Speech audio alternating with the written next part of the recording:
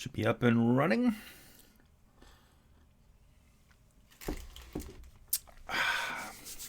Good morning, everyone. Just pop out the chat. Oops, that's the wrong button. There we go.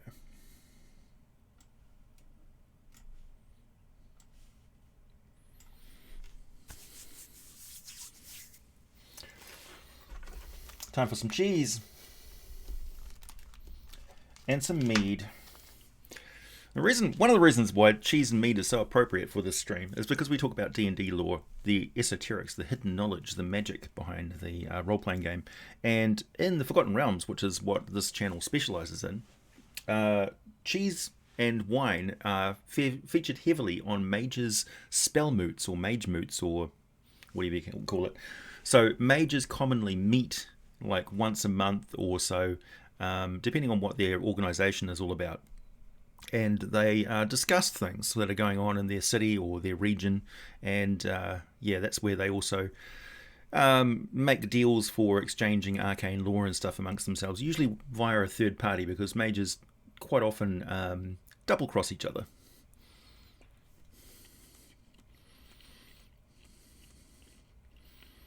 So, as part and parcel of the faiths and pantheons, faiths and clerics of the Forgotten Realms, I'm also going to make another video which is talking about mages and what mages do in the background that has to do with the clerics of Mistra and Azuth. Happy 4th of July, everybody over in the States. Time for some mead. Remember, if you've got any questions or anything like that, it's really easy to get my attention with a super chat, which is much appreciated. Help keep me in cheese supply. This is one of my first batches of mead. The longer they sit, the better they get.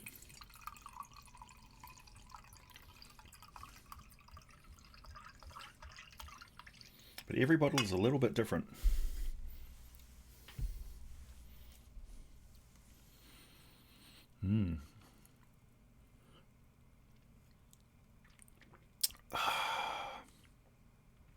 Damn, that's good.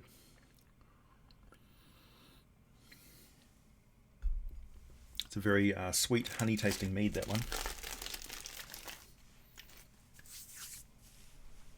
Hard apple cider. Mages are cheesy, yeah. The tea merchant, AJ. Dishing the tea. Hey, happy birthday, Matt. Toss a coin to your scholar. Hey, William, thank you. Agree or disagree, mage and wizard equals the same class. They're basically social ranks in Forgotten Realms. So referring to somebody as a mage, or a practitioner of the art could include a hedge wizard, who are basically untrained people who have a talent for spellcasting. A lot of people in the Forgotten Realms have the ability to spontaneously cast spells under extreme stress. So you never quite know. Somebody might actually be able to use the weave just spontaneously. Other people are dabblers who pick up bits and pieces, so they learn cantrips and things like that, but they never really progress very, very far into spellcasting. As you progressively go up the levels of spellcasting, the physical and mental requirements are extreme, and the high-level mages become wizards when they basically master a lot of the first, second, and third and fourth level spells. So they are capable of fighting other mages. And they become spell researchers. Once they are able to use meta magic to manipulate magical energies and create new spells sort of on the fly, they become arc wizards, who are kind of like a doctorate. They're adding stuff to the lore of the Forgotten Realms. So they're ranks more than anything else. Just a shout out to Thomas, and Thomas is looking for a game. Just a reminder to everybody that I've got a Discord server, and also in the comment section down below any of my videos you can ask for people who are looking for games. and they will most likely get in contact with you. The Discord server is a perfect place to organise and start up games of your own. You can do it over Zoom chats or use the Discord server to send messages to each other. You can use private messages and stuff on Discord. It's a really good system for that, because you can also exchange files, images, all sorts of stuff, even run games. No such thing as good lich. I'm of the opinion, I've come around to thinking that any sapient entity has the capacity to make good and evil decisions. It's a matter of freedom, mental freedom. If you say that something has to be good or has to be evil, that's taking away its freedom to choose, and it's nothing more than a robot, really. Why do wizards betray each other so often? Because magic is power, and it's a method of getting ahead, and mages can have a lot of social clout and stuff as well. So they kind of protect their also, there's a sort of a vetting process for high-level wizardry, because you don't want essentially crazy and reckless people to have the kind of ability to summon horrible nightmares from other dimensions, for instance. Thanks, Kakastuk. If I remember correctly, in 2nd edition, Mage was the generalist, while if you choose a specific school to focus on, you were a wizard of insert school of magic. Yeah, essentially. True neutral decisions, well, that's a decision to do whatever you want or nothing at all. Hi, would you change City of Brass, and if so, how, to make it less problematic given the issues of today? I'm conflicted, might drop it altogether. Thanks, Gadzooks. I'd probably leave the City of Brass pretty much as is. It's supposed to be a reflection of an extreme view of like a dystopian culture run by tyrants, essentially. So you don't want to dumb it down too much. What I normally do is I restrict the areas of the City of Brass where really, really evil shit goes on, and just say, look, it's not suitable for your type of life to go there. Like, no amount of protection is going to keep you safe from the predatory beings and the environment of the plane of fire that you're on.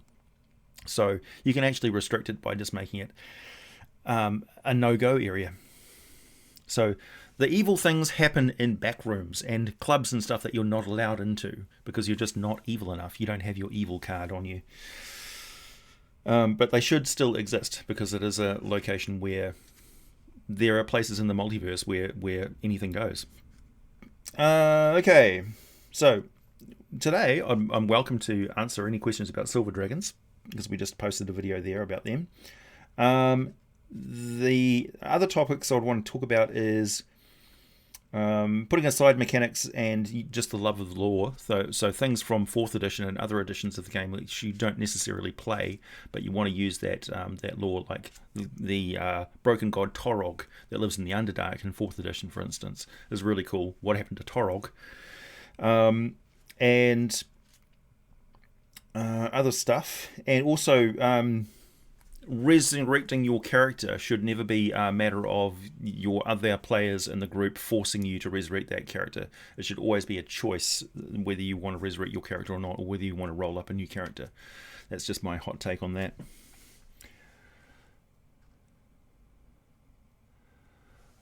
Munchkin, yeah, Munchkin's great. I'm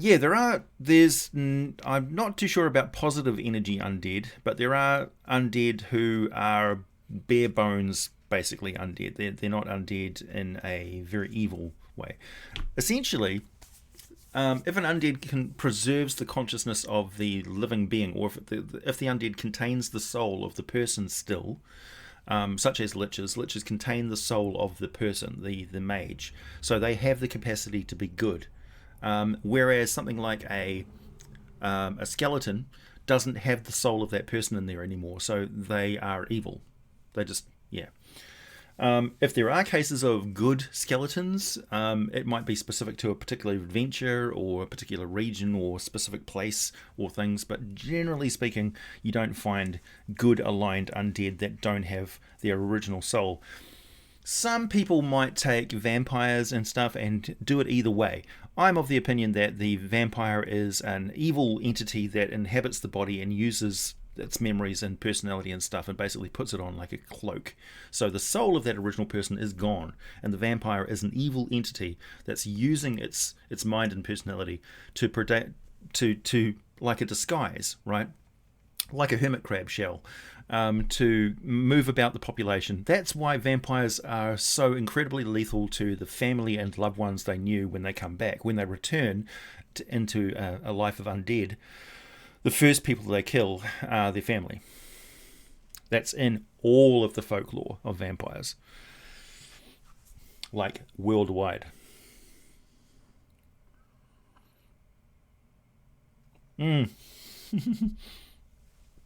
Moonring. It's chittles, exit chittles, are devil rays. They're exactly the same thing. So they're a species of kind of stingray type things, with eyes and mouths. They are ruled over by a vampire elite. So a nice tie-in segue there. And they worship Orcus. And not Orcus, Demogorgon, and they are a plague in a lot of tropical regions and island chains and things like that around Faerun, around southern Faerun. They are not present in the Sea of Fallen Stars as far as I know, but along the coast, even the Sword Coast, you can find them. The paths to immortality in basic expert. Am I going to pronounce it? BECMI. Basic expert companion master immortal in 5e. Your thoughts? I don't really have many thoughts in regards to that, because that's tied in with Mystara's world setting, and the path to immortality as an adventurer is pretty clear cut and very hard to attain. Mr. L would be the person to talk about in regards to that. Necrotic energy souls are souls too. Yeah. They're just pretty much devoid. Lots of different topics, Brian. As is my way, I respond to what you guys ask me, so.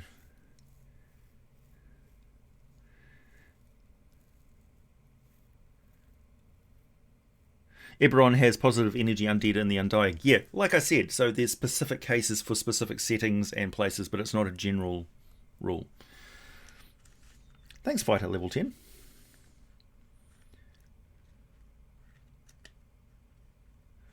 Yeah, well, Bale Norns are a thing. Thanks, Robert. Saw your Silver Dragon video and got wondering, if Silvers spend so much time in human settlements, then are Silver Half-Dragons the most common hybrid? Probably, but bear in mind that whole thing with Silver Dragons, like, I imagine when a Silver Dragon is young and gets into a relationship with a human, that's when they may make the mistake of making a half-dragon offspring.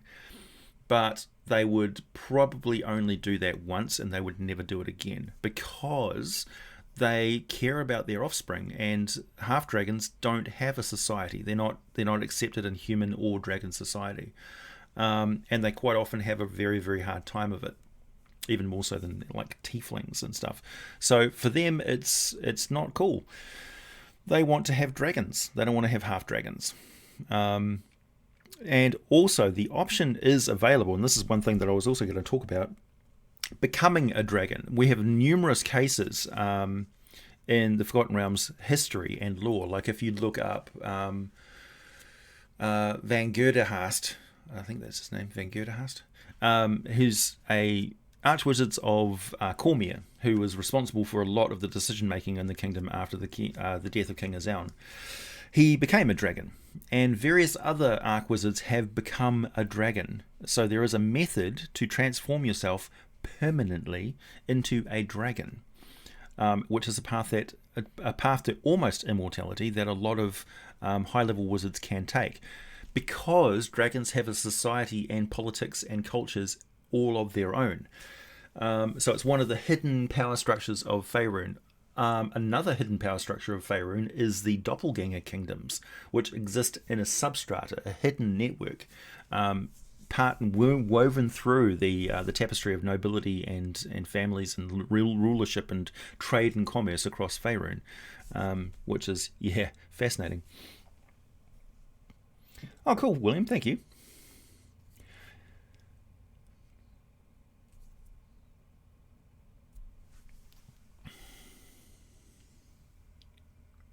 Yeah, might not be such a slow stream. 123 people so far.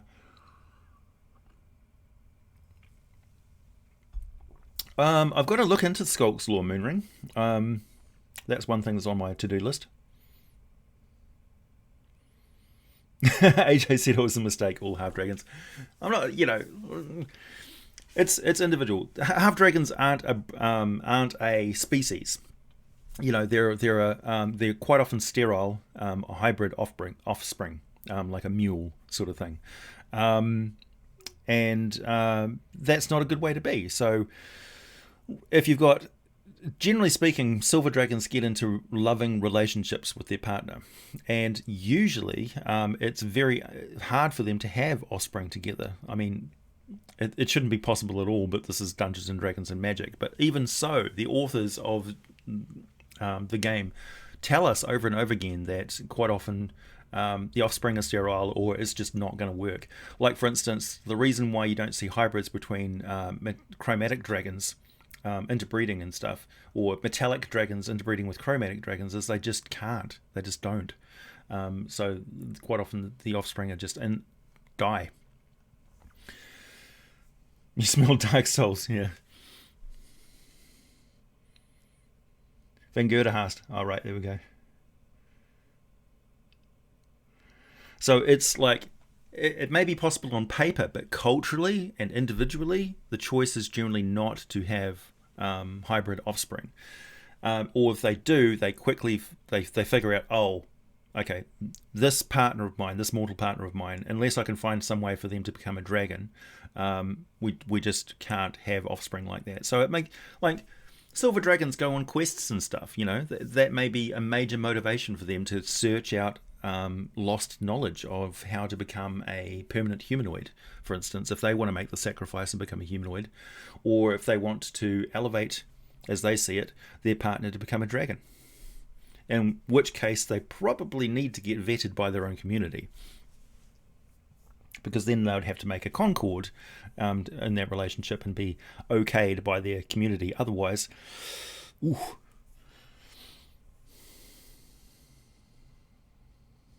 Do you restart at Wormling age group? Well, depends on, I suppose so, because young adult at least, because most humanoids don't live for a huge amount of time. Remember, 70 years is less than a tenth of the lifespan of a silver dragon.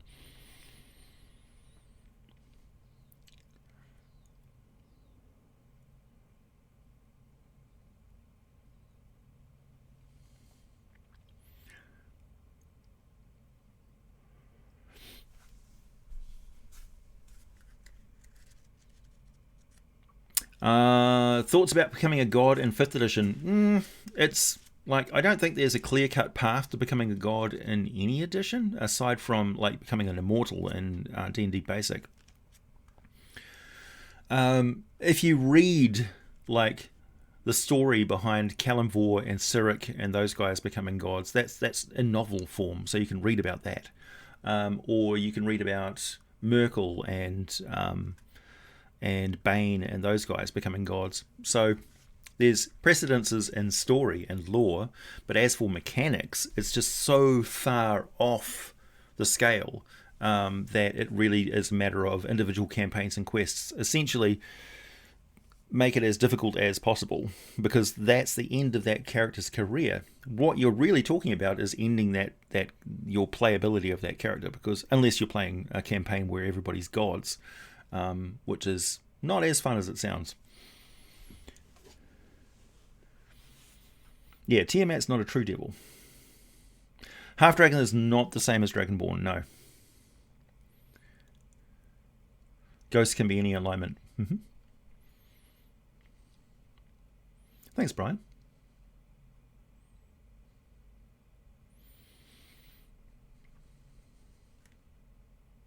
Yeah, dragons are slow to change. Dragonborn and half dragons grow very quickly, and then they slow down, progressively. So they stay at wormling stage reasonably short amount of time. And also when they're born, a half dragon is tiny. They're like this big, but they are walking around and talking, because of that genetic memory.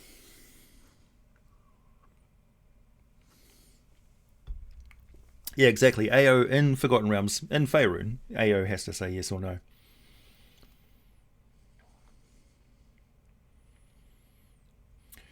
The law of sorcerers doesn't really support that. How could you have a dragon bloodline if they are sterile? Well, it's not just genetics. Okay, get this through your heads, people. When you're talking about a large dinosaur-like creature with elemental blood, right? It's not biology anymore. We're not talking about DNA anymore. It's magic. It's not science. So they have draconic influence and energy in their blood as a curse, as a magical spell, as an enchantment. It's not genetics, okay? So throw that fucking conversation out the window. I've had it for the last 30 years. It's not science. Stop dragging it down into science. Not only that, but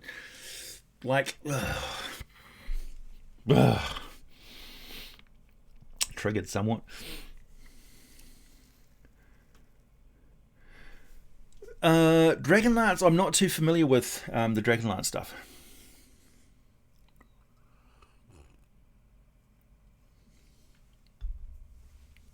So sorcery is it's one reason why you have a tie-in to the magic. But in folklore, for instance, you can get draconic powers through bathing in dragon blood. That's not genetics.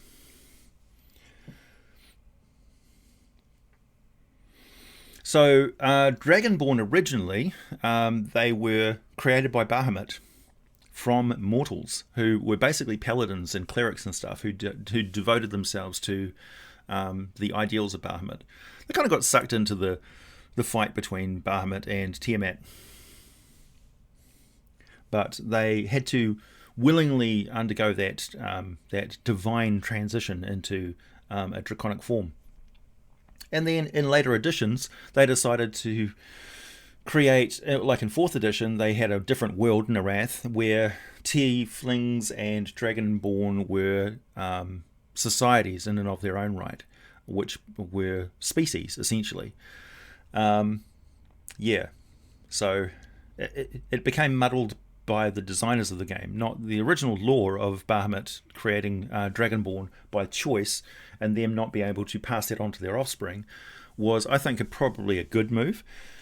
Creating the Dragonborn as a race, as a species, was a choice by Wizards of the Coast because they just were responding to people wanting to play it.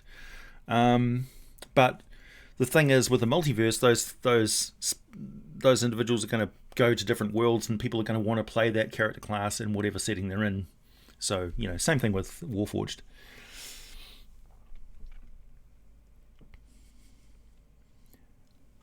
How do liches protect their bloodline? I don't know. However they want. Yeah, I'm throwing my hands around.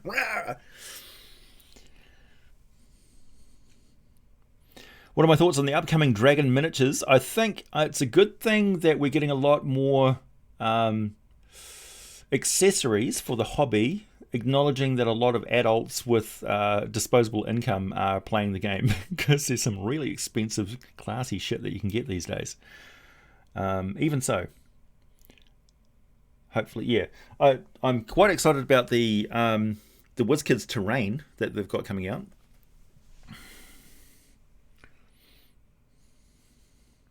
Science and magic are not antithetical. No. I don't know, Kevin, what the process for a mage becoming a dragon is. I would say it's some sort of a ritual. It probably involves the dragon gods and asking for permission. Do you think a weresnail is possible? Not only do I think it's possible, I think it's required. How many wings do Solars have? At least 2. One would be problems. Problems, I think. Or eating dragons, yeah. Have a mead and calm down.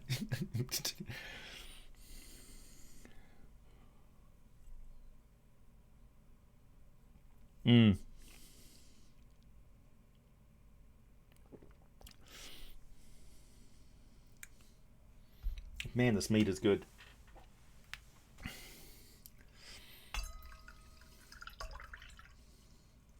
Bear in mind, I'm not angry about getting questioned about half dragons and dragonborn. It's just sometimes, yeah, people try to steer the conversation in directions where it's just it has no place. It has no place going there.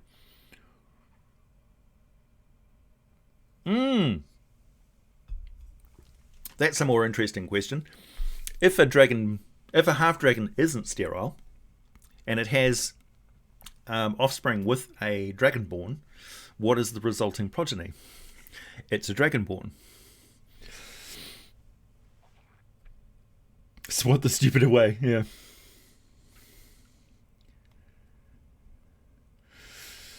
Yeah, well, the Church of Gond and Church of Azuth and Mistra are how you encapsulate that war between technology and magic in a fantasy world setting. I think it's perfectly encapsulated in Faerun that way. And you can have some really interesting storylines between the different faiths and getting up to no good. And adventurers most certainly become involved in that sort of thing. Particularly as the Church of Mistra and Azuth are required by their faith as like an offering to take a scroll or a magical item or something like that and put it in a dungeon or ruin. So they actually seed these places with magic. It's part of their religion. And wizards who pray to Mistra, not necessarily being clerics or paladins or anything, that's part of their faith too. So in order to do some of the arcane magic they do, it behooves them to ask Mistra for a bit of a hand. And, you know, to give them extra strength during a 12-hour ritual, which is damn near beyond a human body's ability to take. Give them a little bit of divine oomph, and they will go and take a couple of scrolls and put it in a nearby dungeon. That's just a part of D&D in Forgotten Realms. It's crazy.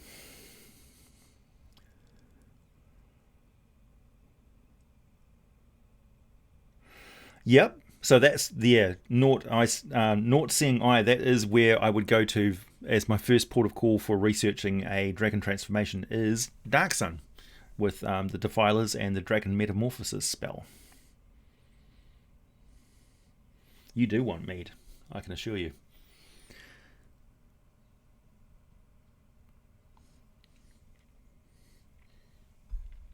Hey, Pyrator.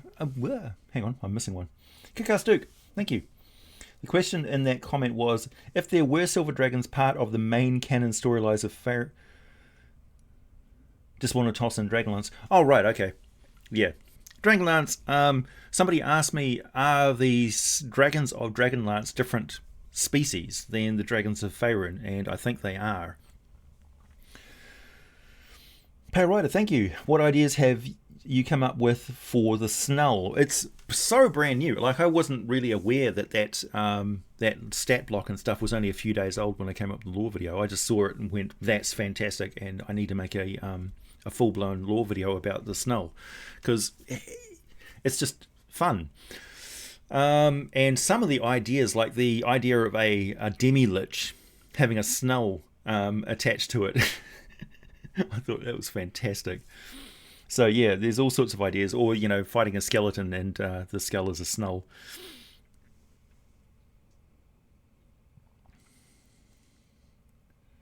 Has anyone seen Astonishing Swordsmen and Sorcerers of Hyperborea? No, but it rings a bell.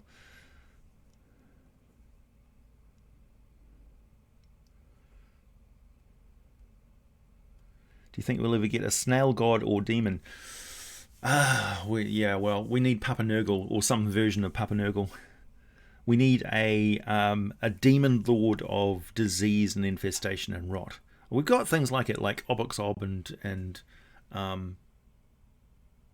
some of the others.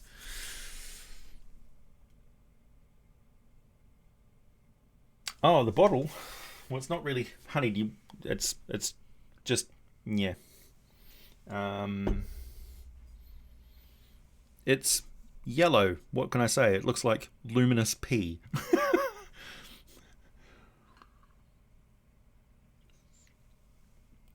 Thank you, Malthazar. I will. I'm going to polish this off, no problem.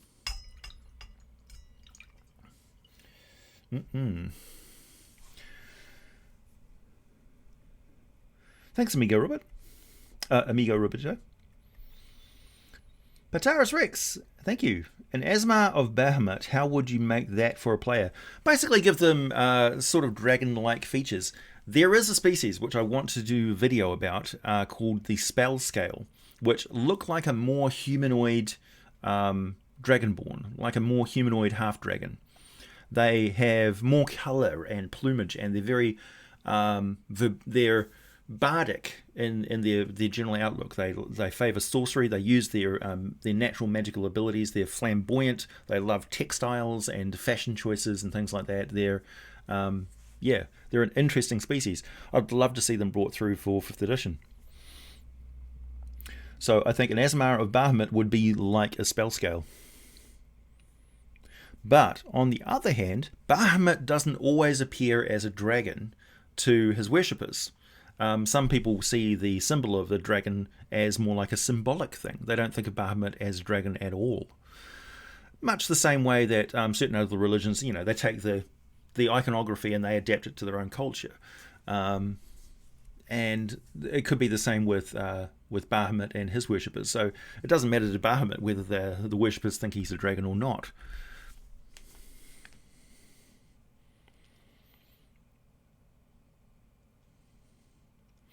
Where's a good magic item for chromatic dragons to use? I have a black dragon whose lair is in a swamp.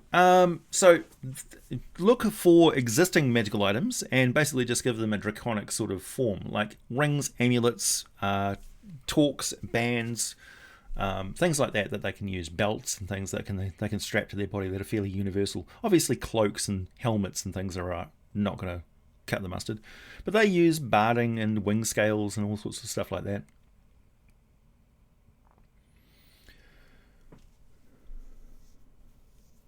Yeah, the Snull was actually a demi-lich the whole time. It'd be funny if the demi-lich was using the Snull to make it appear like the Snull is the intelligent one and doing the talking. People don't actually realise, no, it was the skull the entire time.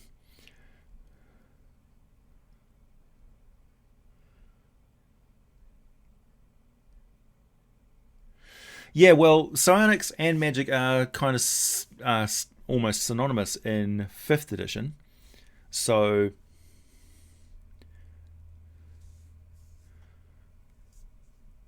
you could have it that there could be a sort of a Eastern kung fu sort of thing aspect to it, to pay homage to all of the Eastern mythology. Is it Taoism and all that sort of stuff, and Taoic mysticism and stuff, where you can become a dragon, or that dragon spirit thing. So monasteries and ki and things like that. So the mage may actually, because we're talking about a major physical transformation, why not have them go on some sort of a kung fu quest where they need to actually train in these secret arts to transform themselves physically and spiritually, and also just absorb to get yourself to a mental and physical point where you can absorb so much elemental and magical power that it allows the transformation into a dragon permanently. Otherwise, it would result in certain death. I think that's a great idea.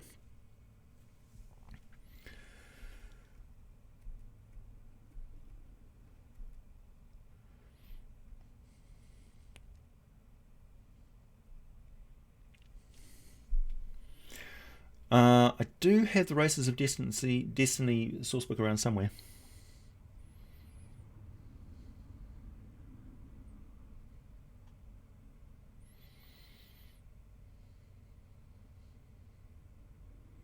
Platinum Drake is actually a befuddled old wizard. He sneezes and things blow up. Fizzban, right. So AJ, what would the dragons do if the elves do to the elves when they took over? You said they wouldn't trust them? No, well, obviously they wouldn't trust the elves. Because the elves inflicted the Draco Rage on them. So they would probably make sure that elves continued their exodus off the mainland of Faerun and actually assist them in their travelling to Evermeet. And say, maybe it's about time you guys got out of this place and went back to the Feywild or some such. A demi-lich with a snail mount. Yeah, essentially. We need more snail in D&D, I agree.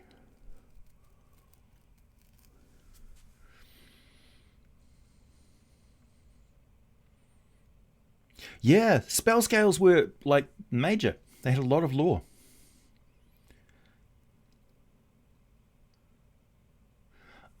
Yes, I did see that animated Dragonlance film. It was okay.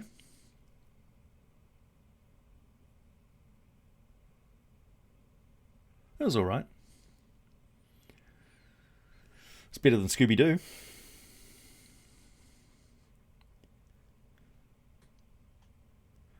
Would an inevitable enforce contracts from elder evils or devils regardless of their consequences? Yes.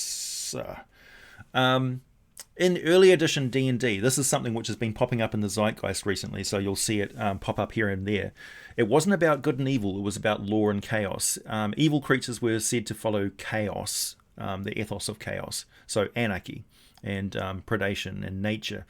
Whereas civilized races were all about law, structure, law and order. So the inevitables are all about law and chaos, not about good and evil. Fizzban, Paladine, Bahamut. Yep. Elves are first against the wall in the Dragon Age. Yeah, I mean, who would you rather have in charge, dragons or giants? Either way, you might end up getting eaten,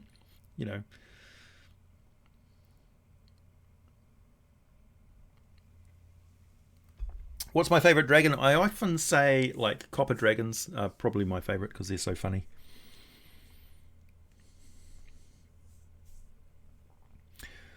Thank you, Pale Rider. Could be worth a vid, deities having people follow them unknowingly. Yeah? Well, it's in the deity's best interest to let the person know, but the possibility exists where you'll play a character is good and kind-hearted and noble or whatever. They're a paragon of a particular idealistic set of values for that faith. But their wisdom score is so abysmally low, like a dump stat, that they're completely oblivious to what's going on around them. The perfect case of that in lore, not Dungeons and Dragons lore, Star Wars lore. Can anybody guess who the character is? I'll give you a hint. You don't like them. Have there been any half-dragon liches in the Forgotten Realms? Probably. I don't know.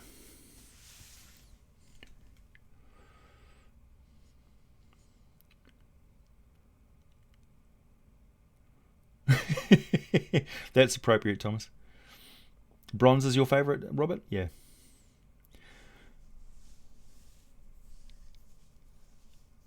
Yeah, it's not Scooby-Doo. Binks, exactly, Gardzooks. Yep. Jar Jar Binks is the perfect example of someone who is following the will of the Force, and the Force is flowing through them through their clumsiness, because nobody's that stupidly lucky, right? It's the Force doing things through him, and he's so abysmally low in wisdom that he can't see what he's... In fact, the Force actually relies on that. So you can have a crazy, stupid cleric or paladin of a particular faith who thinks he's just a fighter, but in actual fact, he's he's grabbing somebody's wound and trying to help them, and he lays on hands or something like that. He's actually the divine power is going through him or her, and they just have no idea. C3PO, wash your mouth. Hey, CH.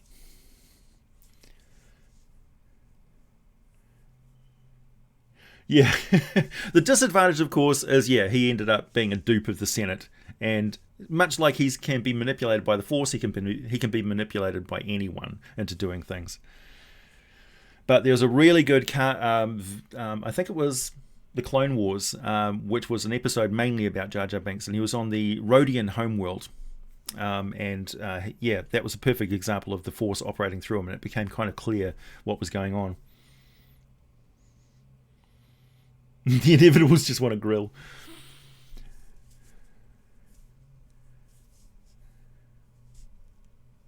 Hey, thanks, King Neo.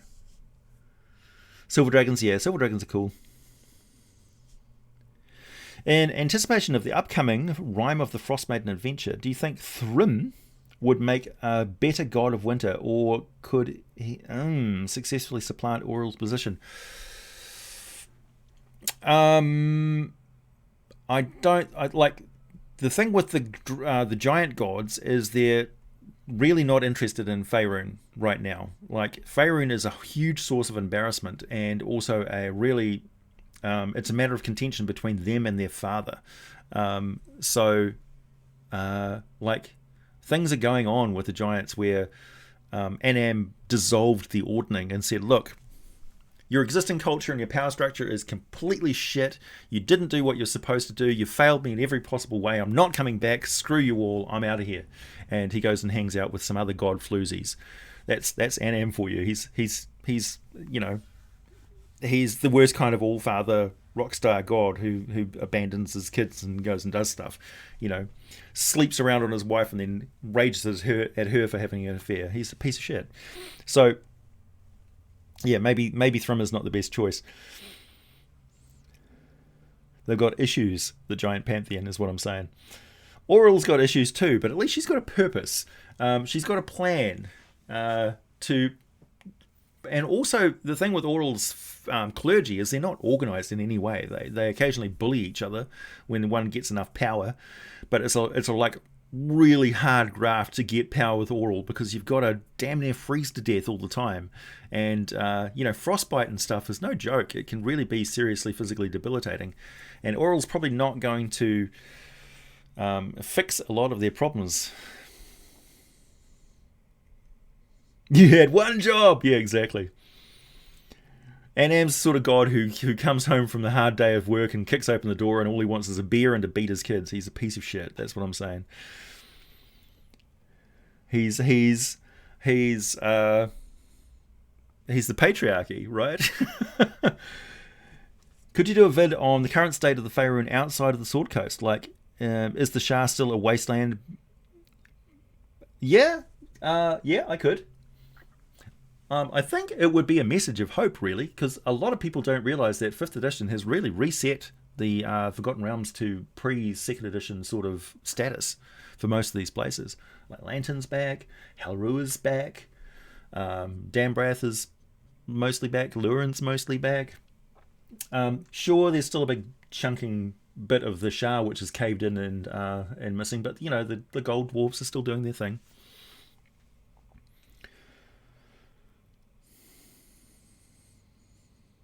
Gold dwarves. They're really ebony dwarves when you think about it.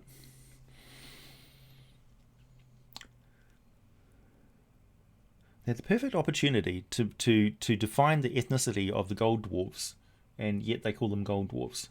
Makes you wonder.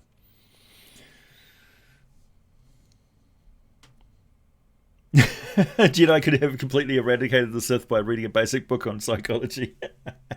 Yeah. Exactly, Josh.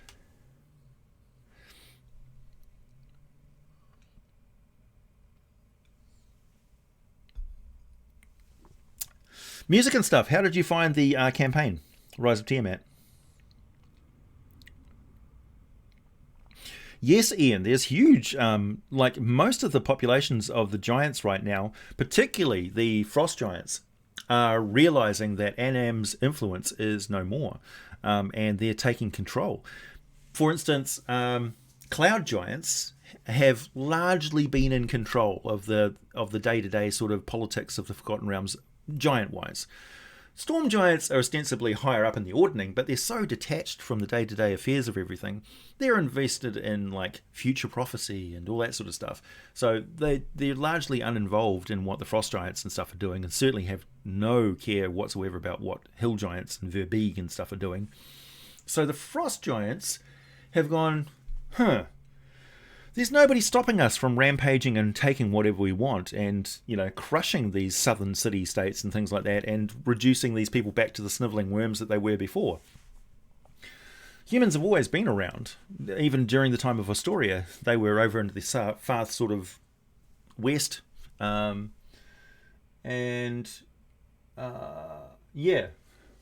So things have shaken up quite a bit.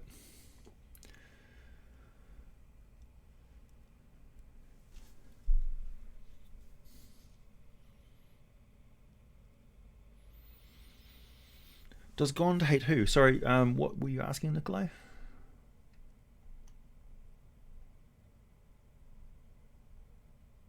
I missed that bit.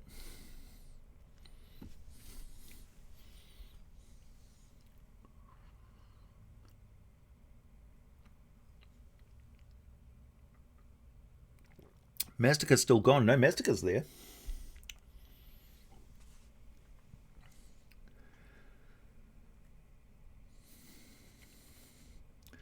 Yeah, Imaska. Whoa, there's 190 people in here. 196. Far out. Maybe we should let off some fireworks.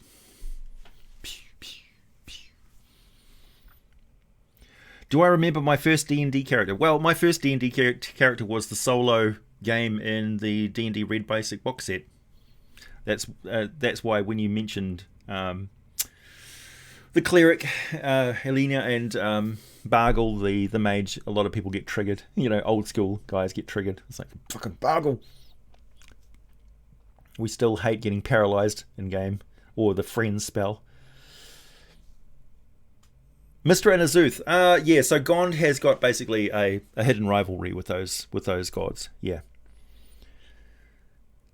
So in public lip service, they're all buddy and good with each other, but in private, yeah, 205 people. Good grief.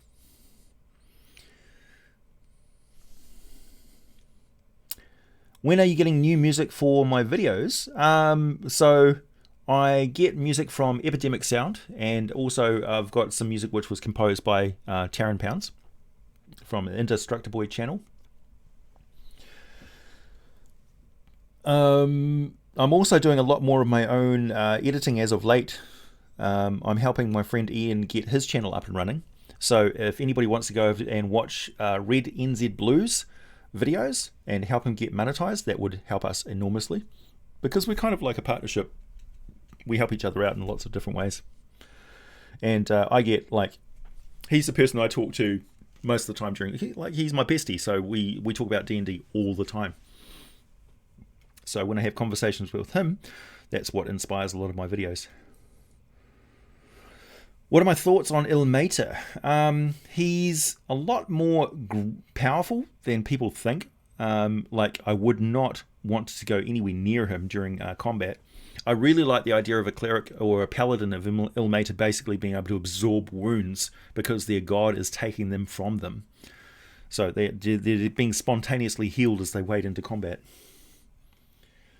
And they spend a lot of their time like convalescent care and end-of-life care and going in and looking after people with, like, serious illnesses and stuff. So Ilmater would be the church I would go to if I'm like down on my luck and don't have any coins, and I've got a curse or something like that I need to sort out.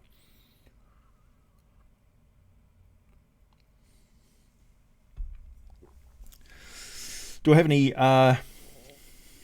epic level characters, and what shenanigans are they getting up to these days? Well, I've got one of my characters which is still a god of my friend Ian's campaign world, Bell. Bell Chimerol was a scion. Thanks, Kikastuke. This is a reminder to all the new people that this is a monetized chat. It's very easy to get my attention with a super chat. See if I can word it better this time. Are there any named Silver Dragon characters in the written Forgotten Realms stories, like Silvara and Dragonlance? Yes, in the Silver Dragon video, where I was mentioning all of those dragons by name in regards to them being able to manipulate 6 miles worth of weather, those were all named Silver Dragons. There is somebody who is working on an interactive map of Faerun with known dragons located on the map, as well as populations of goblins and hobgoblins and all that sort of stuff. So it will be hugely informative once he finishes doing that work, and I'm going to help him out financially if I can to get that work done.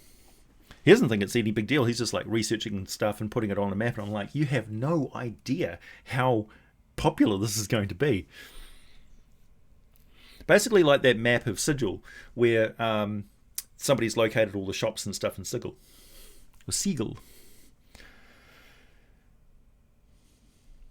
Gadzooks, any race or monsters you'd like? Oh yeah, I'd like to see spell scales, for one. Hey Faith. And I'd like to see minions, minion versions of things. And more, I don't know, low-level monsters and stuff that we can use.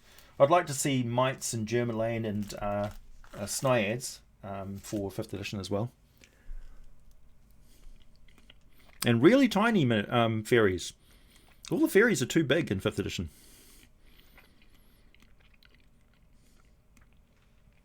Are there any gods for the Illithids in D&D? Yes, there are.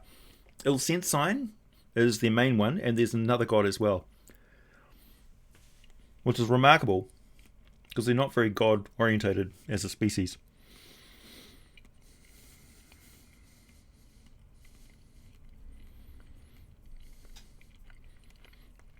Oh, you're welcome, James. Do you know what the word Orcus knows Gar can kill gods? What? I didn't understand that, Kajak. Put your friend's YouTube channel in the description of your next video. He's actually linked at the end of a lot of my videos. You'll see his icon pop up. But if you look up, just type in red NZ, blue, one word, and that will go straight to his channel. He's just put up a video about lore of magic in Dark Sun. So he talks about, on his videos at the moment, he talks about deep magic lore, right? So the mechanics behind the weave and all that sort of stuff. And he's got some really innovative ideas of spell combinations for teleportation and magic and illusion and all that sort of stuff. Really, like, master level understanding of magic lore in D&D.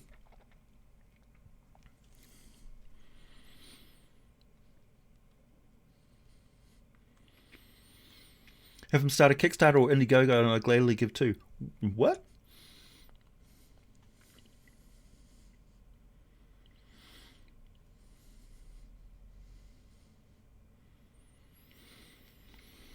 Does that mean the city of Koltar is back in the shower? I don't know specifics. I haven't gone and had a look yet.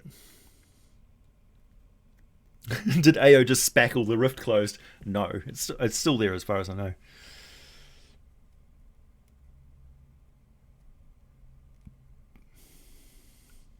Oh, you're the guy that added the street names? That is awesome, dude. That's going to live on and give to people for decades and decades to come.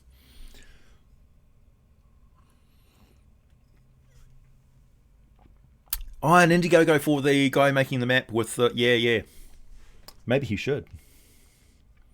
Problem is, of course, the open game license of Wizards of the Coast is very specific and very forgiving. But essentially what you can do is you can use their IP as long as it's publicly available to everyone. You can never put stuff behind a paywall. Therefore, I will never put my videos and stuff behind Patreon or Viewer Prime paywall without making it also available to people for free to watch. Even if they're not subscribed to YouTube, they can just watch the videos with advertising and stuff like that. But it's got to be publicly available to people to watch.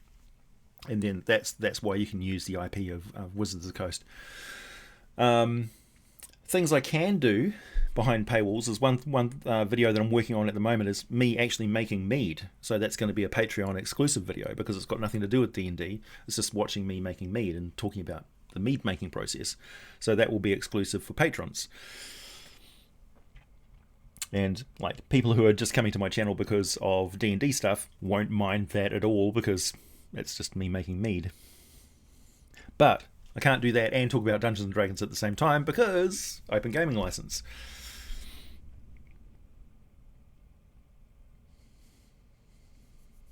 What's the best way of getting to Dark Sun from Faerun? I need to know for reasons. A magical portal, because that would deal with the whole problem of it's in the far future and distant in space and time sort of thing.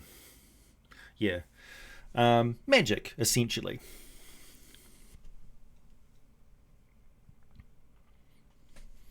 Mead, a tangible sign we all belong to Slaanesh. It's a blessing from Freya, thank you very much.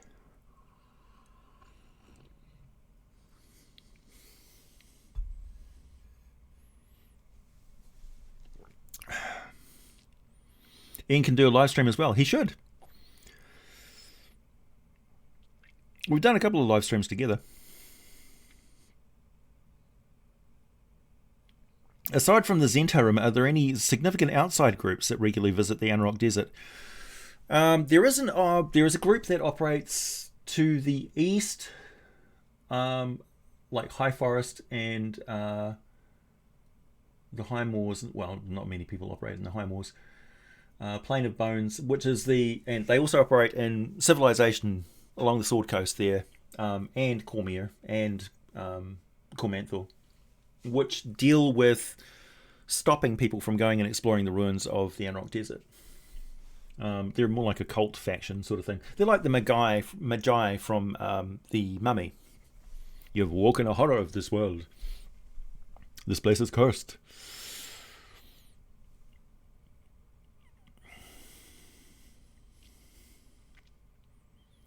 Yeah, Sigil can be also a home base for low-level adventures as well. I mean, you know, there's all sorts of crimes and stuff which happen in Sigil all the time, but it's not deadly to anyone. Like, people live and, you know, raise kids and stuff in Sigil. So there's some tough-as-nails street kids. Are living snowmen a possible natural occurrence? Only in a magical world. Let's just say that. Thanks, Keith. So, the gods need worshippers to fuel their powers. How does this relate to when the gods first arose and battled the primordials? Timeline craziness. Yeah, timey-wimey, wibbly-wobbly. So, the question becomes, what were the initial conditions of the universe so that gods arose in the first place? Was there a time without gods and just primordials? Because a lot of the gods and demon lords and stuff were primordials. So that's the question. Good case in point is Ego from Guardians of the Galaxy. Essentially, he was a self-generated anomaly in the vastness of the universe. Some strange quirk happened and an intelligence arose. So you could say that due to the eternal chaos of the swirling maelstrom of energies around the sun, for instance, it's possible for spontaneous energistic patterns of magnetic fields and plasma to form a kind of intelligence. Who knows? Hey, Lucas, welcome. Do the Zentarum have a presence in Baldur's Gate? Tentative. They're a trade alliance mainly. Like, they're a trade organisation, so they operate trade routes and things like that. That's one of their primary functions. And so Baldur's Gate is where they're making a lot of money. So yeah, they have a presence there.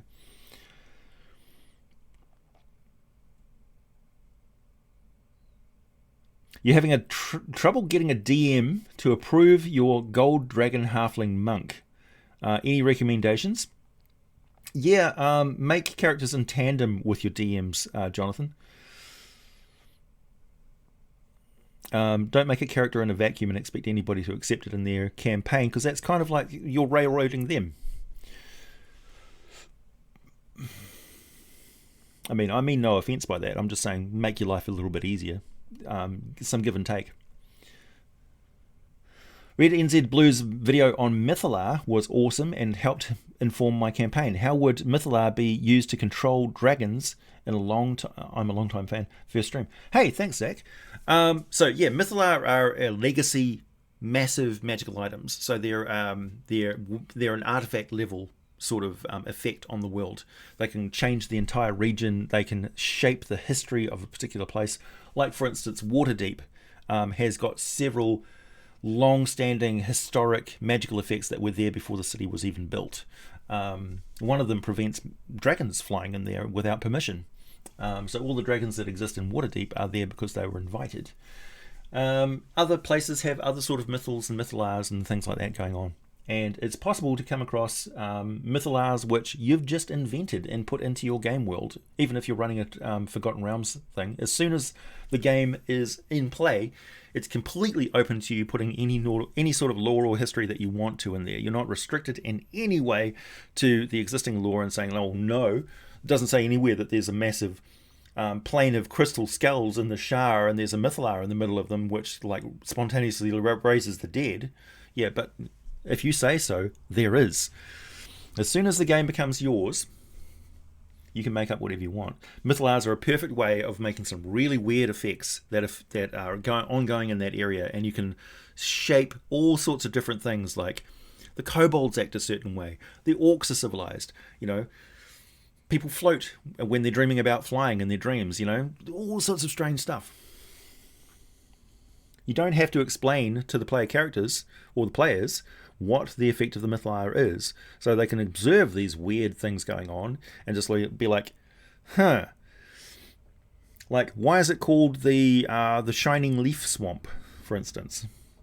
Why do butterflies only fly backwards through this particular region?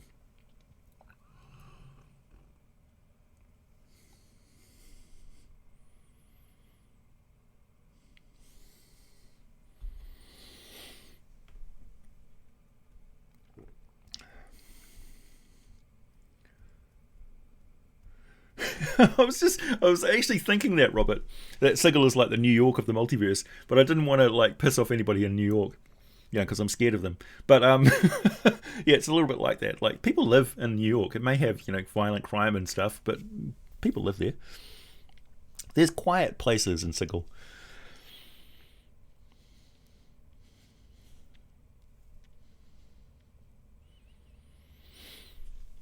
Catan Star Gods. Living metal. Yeah, the level 5 group, and yeah, level 5 is perfect time to start in Sigil.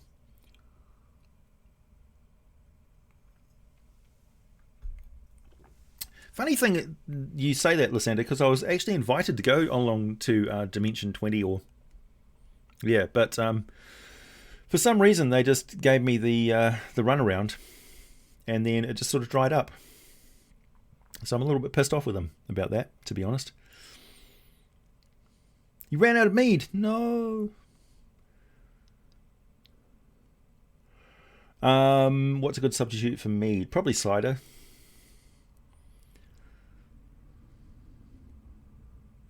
Kurt Russell's greatest role was Snake Plissken. No. I disagree. It was Jack Burton, obviously. It's all in the reflexes.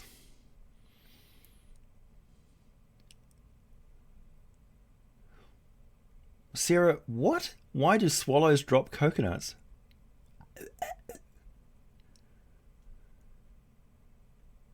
Yeah, Jack Burton. Am I a joke to you? I don't know even where to start with that swallows dropping coconuts thing. Coconuts migrate. Hey, maybe they do.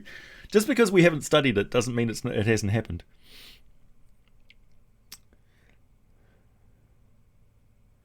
Ooh, that's a good question, Vassal. Vessel of Calamity. How do I incorporate my warlock patron, say Hadar, so example Hadar, into the roleplay of my character without being either evil or pushed out of the party?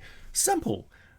These warlocks have they've sought out a pact with this entity, this power, And the entity knows what they're dealing with, right? They've been around a long time, thousands and thousands of years. They've had hundreds of warlocks who they're using in various ways. So they know what this warlock's going to and not going to do, what they're going to bulk at, what's going to cause them to spit out the bit sort of thing. So they're going to give them little things to do. Occasionally you could have the DM say, look, your character needs to chop down those trees along the riverbank there, and they need to do it now. And the character will be like, why? It's like, because your patron has told you to, very strongly. It's like, is that evil? It's like, I don't know, but I have to do it, otherwise it's going to cut off my power, sort of thing, or my spells are going to backfire, I'm going to get disadvantaged somewhere along the line, I just know it. So it may not be something that your DM actually inflicts on that character, it may be something that doesn't happen during the game, but it can be established in the lore and backstory of that character that if they don't do these occasional things that their power is asking them to do or requesting them to do, in the past, it's resulted in dramatic and horrible calamities for their character. It doesn't necessarily happen in-game while the gameplay is going along, because you don't want to take away that agency of the character, or you don't want them playing a character where their abilities that they created that character for are called into question. Like, it's like, oh, well, my sword doesn't work for some reason. So occasionally they have to do weird stuff, you know? And you don't have to explain why. Ah, is it an African swallow? African or European swallow? It's a Monty Python recent. I just didn't understand the coconut thing.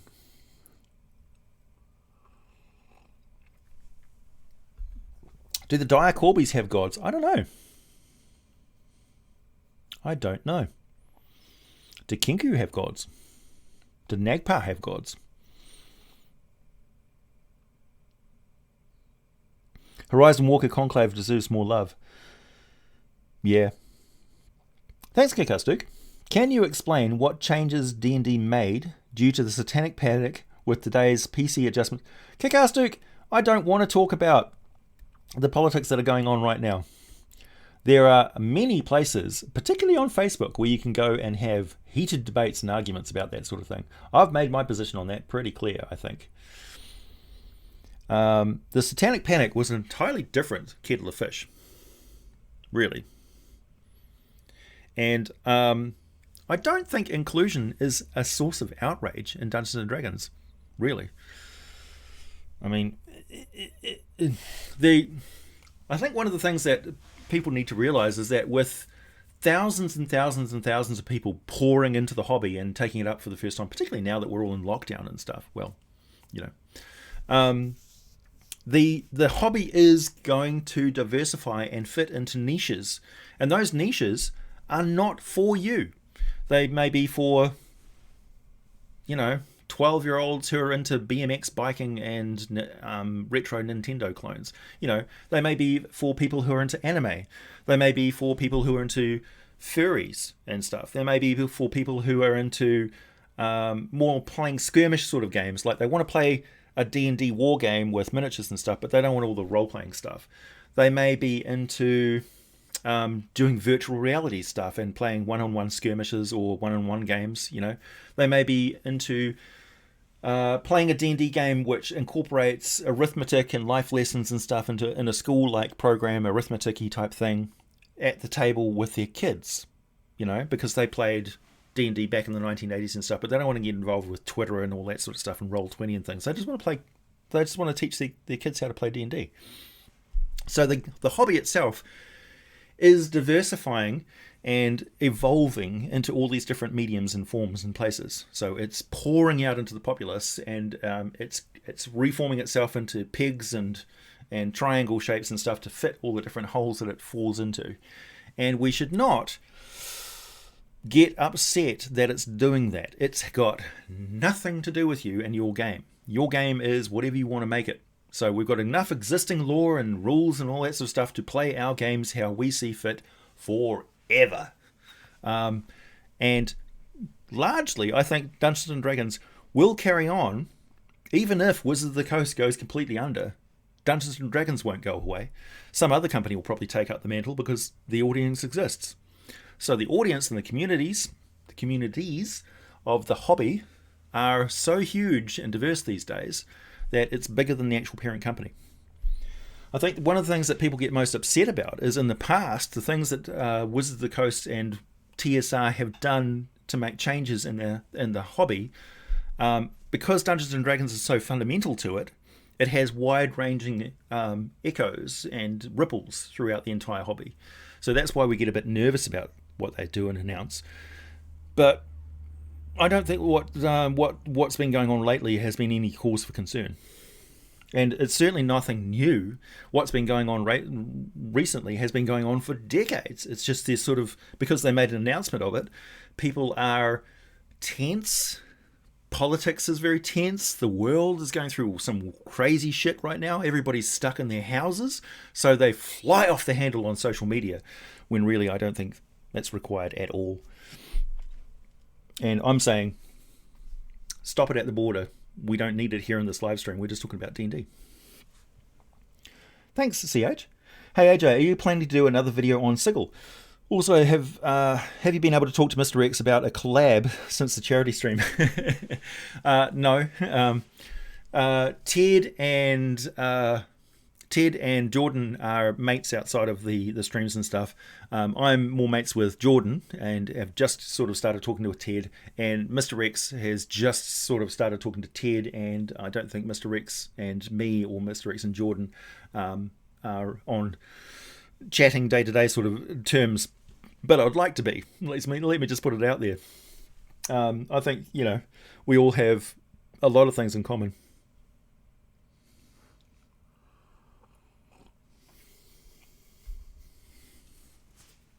And while a collab between us would be great, Mr.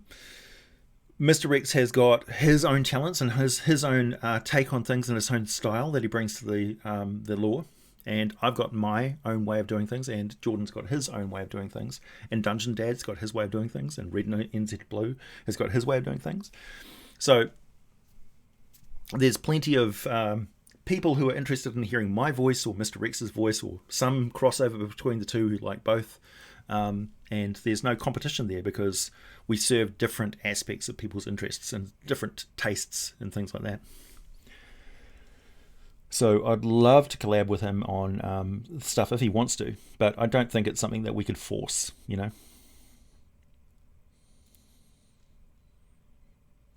D&D's a triangle.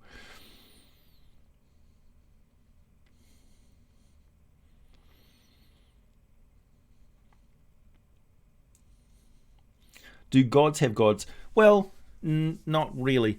Like, even AO was forced into the setting. It wasn't Ed's original idea, I think, to have AO. This live stream is the most social media I have every week, yeah. Yeah, I really like hanging out with you guys and just talking about stuff. You can probably tell.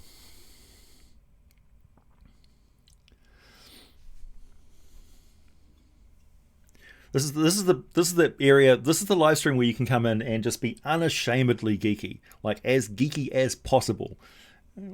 The more geeky you are, the more welcome it is.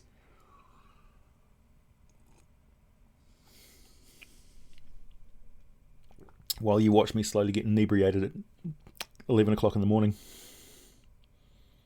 Puffin Forrest and Z Bradshaw, exactly. Man, if I could animate like those guys, I would have. Have you seen the Pokemon 5e fan-made source books? They're very well. I would love to. No, see, that's the perfect example. Like, I'm not into My Little Pony D&D or Thundercats. Well, maybe Thundercats D&D. And I was never a huge Pokemon fan, so it's got bare interest in me. It'll be like Scooby-Doo D&D. It's like the Rick and Morty D&D game had another element to it. Like, it was a way for people to get into D&D if they're just sort of taking it tongue-in-cheek. Or as we would call it, a chucklefuck D&D, where you're just playing for shits and giggles, hold my beer D&D. It's great. And so it's beyond the franchise of Rick and Morty. the Rick and Morty set, those books, has a certain franchise feel in mind, like D&D coolness, which I think makes it beyond just the Rick and Morty franchise and actually makes it valuable in its own right. Same thing with Acquisitions Incorporated. I was actually really disappointed with the Acquisitions Incorporated book, which is, yeah. I've made my thoughts on their DM screen quite clear. It's like, if I wanted just a piece of cardboard with jokes on it, I'd make it myself, not pay for it. Thundercats D&D? Google. Yeah, exactly. Ah, yes, the goblet. This thing just came to me, this did. This was like $3 from an op shop.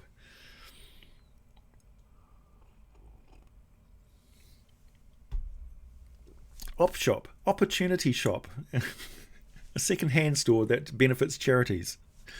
Op shop, as we call it in New Zealand. So no plans to get a mansion in LA with Mr. X and the rest of the law boys for your YouTube empire. Well, there wasn't before, but there are now.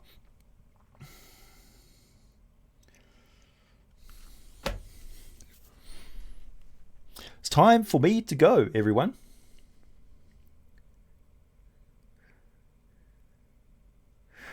Puffin doesn't actually know how to animate. He learned by trial and error on his YouTube channel. He has a Q&A about it. Really? See, my problem with animation is that for the most part, people use Adobe, right?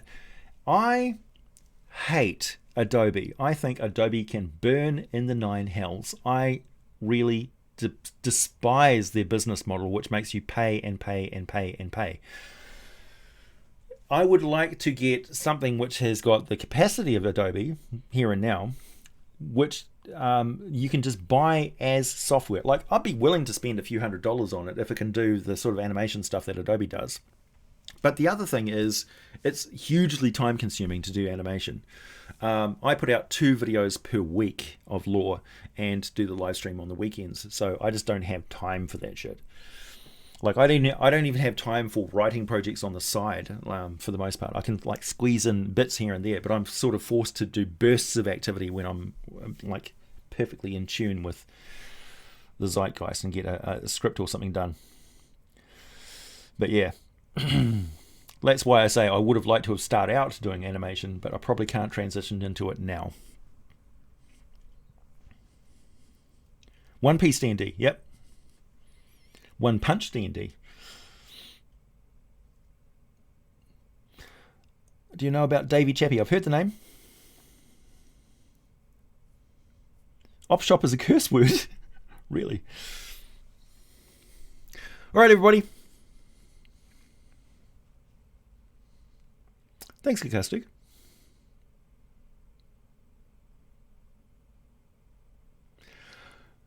I would also love to see me animated by ZBrator on my video introduction. That would be awesome. Keep my glue sticks from emptying. Thank you. Fairly well. Have a good 4th of July celebration for whatever amount of time is left of it for you. Be safe. Be deeply nerdy. And I'll catch you all again next weekend.